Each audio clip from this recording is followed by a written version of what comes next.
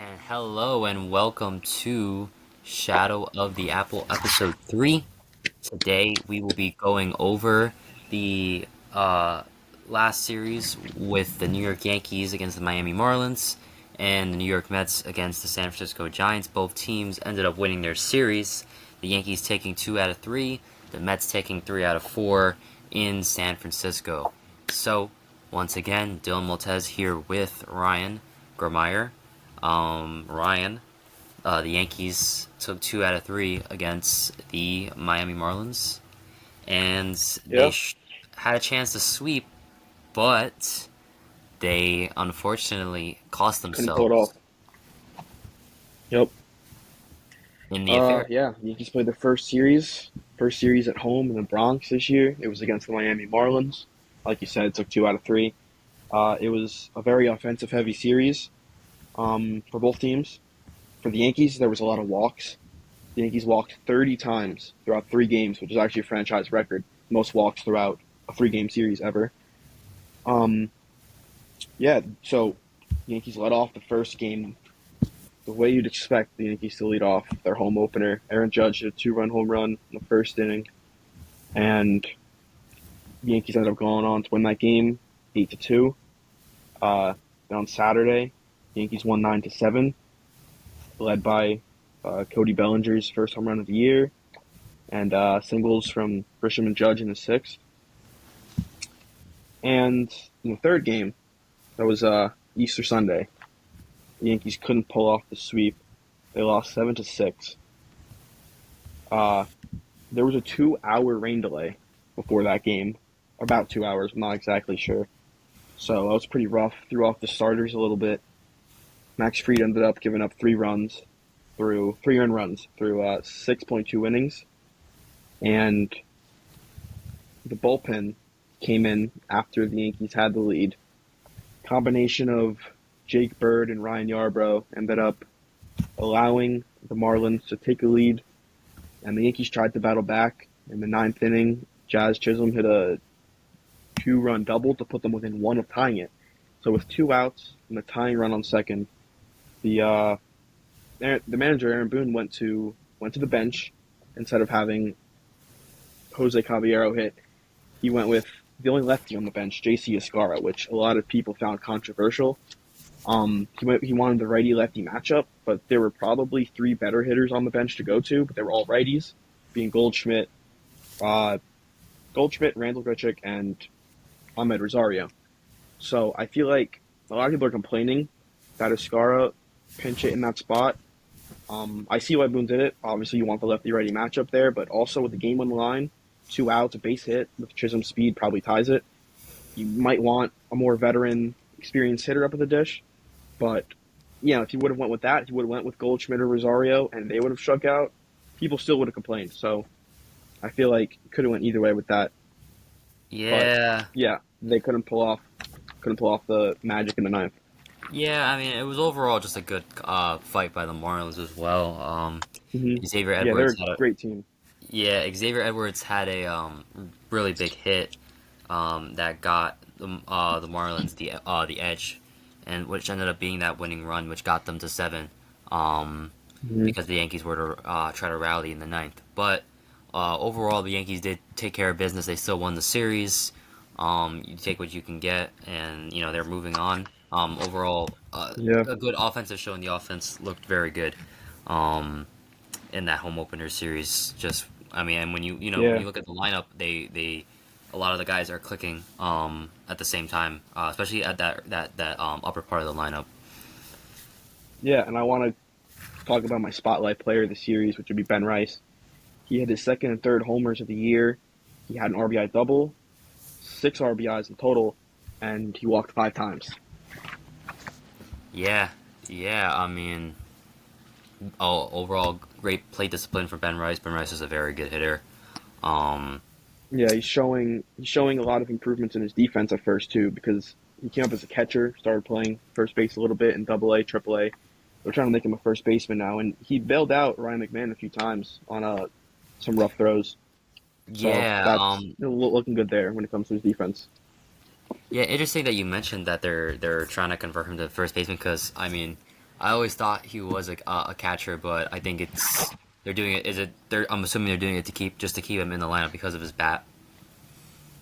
Yeah, that they don't really have other many options at first base. I mean, they brought Goldschmidt back as the backup lefty against lefty pitching off the bench, and to help teach Ben Rice how to become a better first baseman defensively.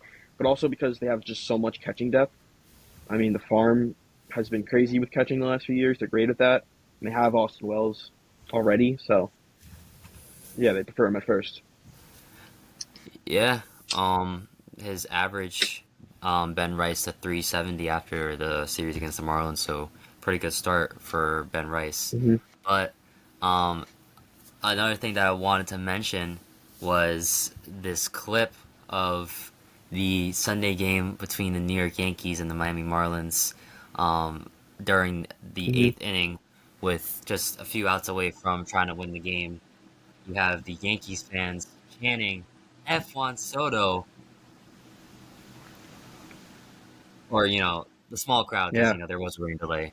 But I wanted to ask you, Ryan, Hmm. do you think this is do you think this is stupid, or do you think this is funny? Um, I think it's stupid. I think you call them Yankees fans. I would say yeah, they're Yankees fans. But these are the same guys who come to the stadium and chant "F Altuve." They just found the new player to chant about. They're not the real kind of fans who actually know what's going on. They don't keep up with the team, the record. All they know is that the Yankees had a big star named Juan Soto when he left. That's all they know. Most likely, in most cases, I can't speak for everybody who's in that situation, but I wouldn't do that. I would care about the product on the field right now, which would be the Yankees versus the Marlins. Um, yeah, I think it's all fan bases do it. All fan bases have just stupid fans, drunk fans. The Mets and the Red Sox. Every single time they play a game, somehow they find a way to sneak in a Yankee suck chant. I don't know why or how, but it's just because all fan bases have stupid fans, I guess. So, um, and as you can see, there this is Juan Soto is very much aware of the antics from Yankee fans and Well, I the mean collegiate ranges. that comment was taken out of context. That is from Instagram post the Yankees made before opening day or the home opener. No, yeah, yeah, yes, They posted a video and it's yeah. this is not from recent, but it's I think it's Hmm. funny that he posted that because now you have Yankee fans chanting F1 Soto, so his Hmm. comment not is aging pretty. I think was aging pretty well, Yeah. because obviously not every Yankee fan is like this. I do agree with you when you said that, No. Yeah. Most aren't, I but would say. there's always a decent amount of Yankee fans that you see on social media, and then you see some in the stands, and that comes from just how the attitude of Yankees fans have been for a while. Um, you know, they haven't really had like a big star just kind of leave them in a bit. Uh, I guess, and I guess it really just comes from that. But it's been over 2 years, is my thing. So I mean, Yeah. at this Well, point, the Altuve situation that was 2017, and you still hear F Altuve chants. He never even played for the Yankees.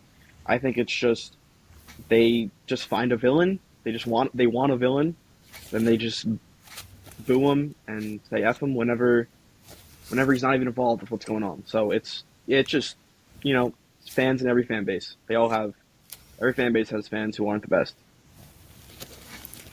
yeah, if you want my opinion, I think it's funny that there's still Juan Soto um, discourse between the Yankees with when he's been off the team for a while. He's a player that he was a 1 year rental, but I mean at this point the Yankees fans, I mean, they got to move on at some point. Which most have, but some haven't, which I guess is fair enough to them. But I And think this is the perfect opportunity to talk about the Mets and their series in San Francisco. Yeah, we can perfectly transition to that. Juan Soto actually got hurt on Friday night. So he missed the 2 games when running around the bases. So, but the Mets still had to move on and play this series. And after a horrible performance on Thursday, you lose the series against the Cardinals. You lose 3 in a row. The Mets are below 500, even though like it's still early. I felt like I saw a tweet and it said, the Mets if the Mets can go 0-5, you can go through 3-4. And like, what do you know? They took 3 out of 4. So the only real highlight from Thursday's game is Mark Vientos hitting a home run. With Soto and Polanco kind of getting hurt, Vientos has had more of a chance to play, and because of that, Mark Vientos has had a great series, multiple RBIs on the season. Now from this series alone, his first home run of the year, going 3 for 5 on April 5th, and bringing in an RBI on Sunday as well.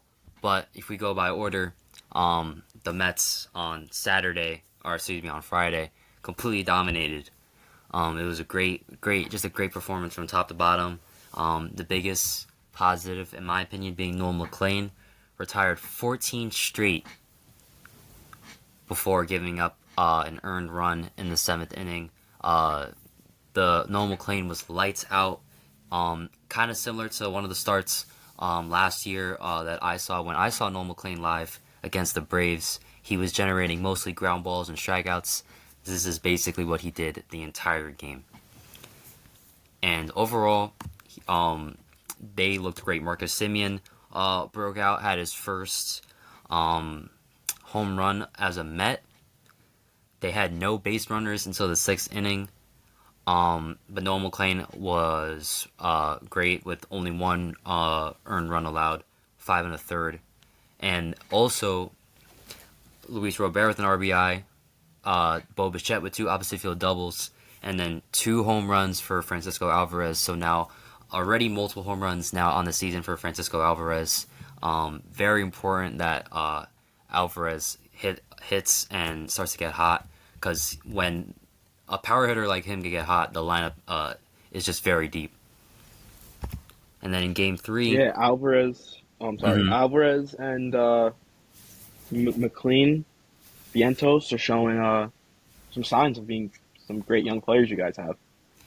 yeah, that and like you said, they're they've definitely had their struggles. They've had their ups and downs. But if there's any season they need them to show up with getting rid of core pieces, it's and building new core pieces, it's this season. So it's good to see Vientos and Alvarez have good series and see them start to improve. You just hope that both of them stay healthy. Hmm. So after that, Game 3 took place. Kind of almost the same story. The Mets scored 3 runs early on that Saturday night with an error off a Carson Bench ground ball. Tyrone Taylor, Mets legend, hits his first home run of the year, and then they get 2 more runs off of that in that same inning. And overall, just completely dominant the whole way. Overall, the Mets, there really wasn't a whole lot to say in this game. Clay Holmes was once again amazing in his second start of the year. 7 innings pitched, 3 hits. Just a great performance. Tobias Myers, only relief pitcher they used in that game. So once again, pitching looking a lot better in this series compared to these last 2 series. I would say the pitching definitely looked its best this series so far. Really not a lot to say. And then if you go to Game 4, if I go into the series, and really in most 4 game series, you kind of hope you get a split, but you take more than what you can get. And the Mets took advantage of this series perfectly on this Sunday afternoon. This was definitely the most exciting game of the series. Vientos once again getting an RBI, but then the big hero being Luis Torrens hitting a double to have the Mets take the lead after back-to-back hits from Jared Young, who had his legacy game, 3 for 3, and making a great play in left field. And then closing it out with Devin Williams save and Luke Weaver in the eighth, and the Mets take 3 out of 4 and go to 6-4 on the season. So just from that recap, the Mets after struggling in Game 1 looked a lot more proficient in these last 3 games. Really, Sunday impressed me the most because they really didn't have to fight any adversity on Friday and Saturday, but then on Sunday they really showed that they had some life. And they showed that this team could definitely has way more life than they had all of last year. Yeah, it's good to see the Mets offense pick it up a little bit after a slow start in the first 2 series. Yeah, it's crazy how things and how the narrative can change. Just last podcast, we were talking about how the Mets were struggling to hit all series, and then now you see plenty of bats really from that bottom of the order start to break out. And it took a while on Sunday. You know, they had chances. Lindor had the bases loaded, grounded it in the infield. But overall, that's what you need. You need other guys to step up. You can't just rely on the same 3, 4, 5 players, and that goes for any team, you know. You can see news broke out while we were actually recording the podcast. We talked a little bit earlier that Juan Soto left one of the games against the Giants early. He's actually going to be going on the IL, so it's actually worse than we thought. Juan Soto going to be out on the IL, out for 2 to 3 weeks. Morani Mauricio now calling up and now going to be taking Juan Soto's place for the foreseeable future. So that obviously impacts the Mets. Ryan, any thoughts? Yeah, I mean that sucks. It's a big impact. He's a guy throughout his career. Maybe not last year, but he doesn't really go through many slumps. He's a very consistent guy in the lineup, great player. So it's gonna hurt the lineup to see him out for a little bit. But maybe other people can step up. Maybe Mark Vientos, for example. Yep, yeah, and him for sure. I mean, he already has been stepping up, and then now Ronnie Mauricio. You know, the Mets have had a group of prospects that all came up around the same time, and Mauricio was like that last guy to come up. And he's probably the only guy that really hasn't like truly proven himself at any point yet. I feel like every like prospect that the Mets had in like the early 2020s, like Francisco Alvarez, Brett Beatty, all those guys have proven themselves at some point, except Ronnie Mauricio. So um, this could really be his chance to do something for the Mets. Yeah, and it hurts to see, sort of being paid all that money, being out of the lineup for a little bit, but you can't really control it. And injuries are a part of the game, unfortunately. Yeah, for sure. And I mean, it's only a 2 3 weeks, so he'll be back by the end of the month. Yeah, hopefully. So yeah, there you go.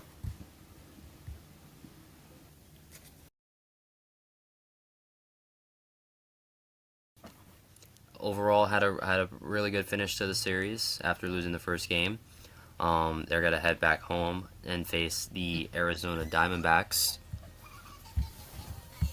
and hopefully the Mets can bring this momentum back home.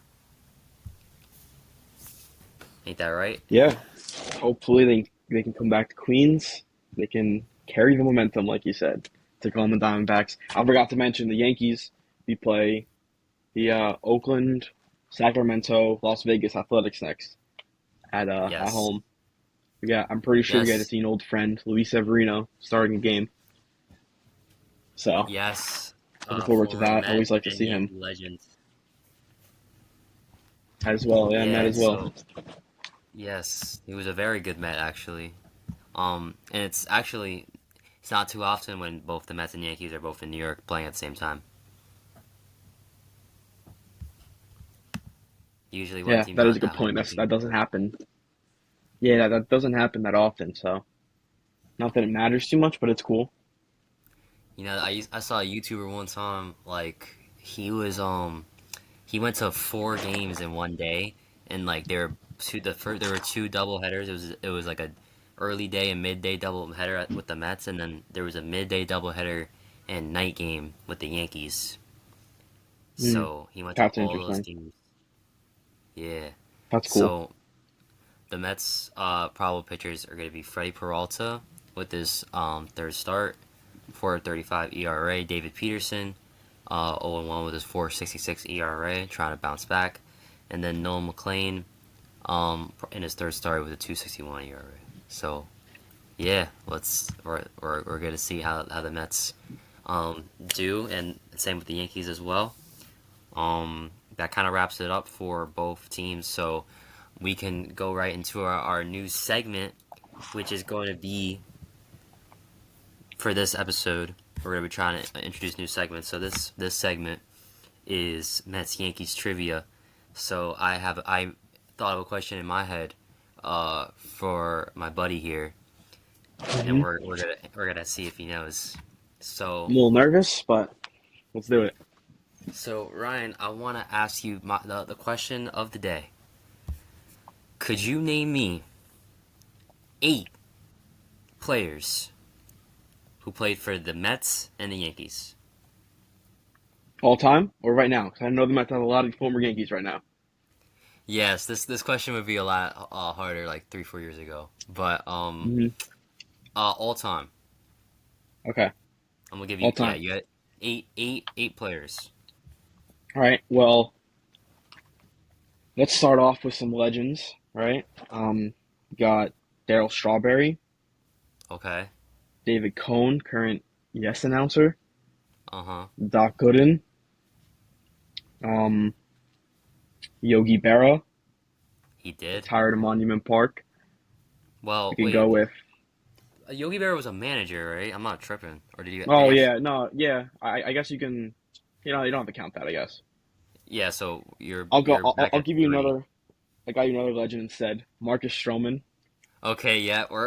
That's a inside joke that the Yeah, and then audience we can might go not with. know about. I. I don't think it's an inside joke. I mean, I think everyone can acknowledge Marcus Stroman is a New York baseball legend. Truly, truly Um, is. we mentioned Luis Severino. Let's go with him. Uh huh. Uh, go with. All right, I have a few names in my head, so I'm gonna do this. Two current Yankees. We can go with Ahmed Rosario and Paul Blackburn, Okay. Yeah. Play for the and Mets. then two current Mets. We can do Devin Williams and Luke Weaver. We mentioned There you Luis go. Severino before too, so the bonus one. Yeah. So that's 8. So you did. I'm impressed. Thank you. There's a few that also come up to my name. Bartolo Colon, Mets Hmm. legend, Big Yeah. Sexy, was also a Yankee. He Curtis Granderson was a Met Yankee. Right. Yeah. You can go in the Harrison legend Bader, category. Harrison Bader, uh, the Master Bader, yep, was a Met and a Yankee. 2022 October legend. Loved watching him on the Yankees. Yeah, OMG, part of the He was number Mets. 22. The next number 22 on the Yankees was Juan Soto. He's also one of those guys. Yes, Juan Soto did play for the Mets and Yankees. You know who also played for the Mets and Yankees? Who? You remember Joely Rodriguez? I do. I do. Yeah. I'm gonna edit the video so we can put up a picture of the greatest Met and Yankee reliever, Joely Rodriguez. What about what about Steven Ridings? Did he play for the Mets or was he just like in the system for a while? 'Cause I remember he played for the Yankees and then he went to the Mets the next year. I honestly couldn't tell you. That's a poll. Yeah. I think he was like I know his name. He was one of the first uh, call ups in 2021. He, yeah, he's a interesting guy. I think he was a teacher as well. Yeah, What we there's were not. talking about people before we start recording. But There's yeah, there's been surprisingly a lot of Met and Yankees. yeah. I mean, a So lot of people just don't want to. They go to one team and they're looking for a new team. If the other New York team's offering, why leave town? this is true. They don't gotta move really. Hmm. So that does it. I would say for this episode. We'll have the episode out hopefully tomorrow. Thank you guys so much for this episode of Shadow of the Apple, and we will see you guys in the next episode. Ryan, anything you want to say before we head off? Nope. Let's go Yankees. That's it. And let's go Mets. So I'll see you in the next episode. Once again, Ryan Grameyer, Dylan Maltez, and we'll see you in the next one of Shadow of the Apple.